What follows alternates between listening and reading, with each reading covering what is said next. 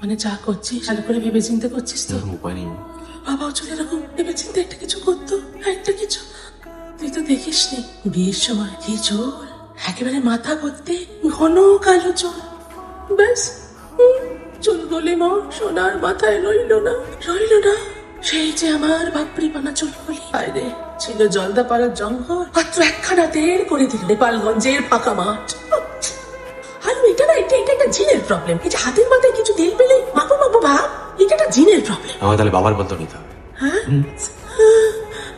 হ্যাঁ উকিল বাবু, হ্যাঁ শুনুন না, ওই বেশ গেছে একটা মঙ্গলবার দিন আসতে হবে কনজিউমার কোর্টে পৌঁছে চলে আসুন। ওকে মা যুদ্ধ শুরু। জয় গুরু।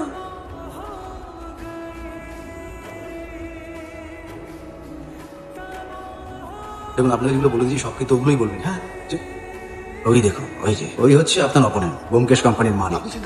যত শত্রু সে। কোনজন? ওই যে ছাপে যাবো, ওই যে মাঝখানে উঠে আসছে। হ্যাঁ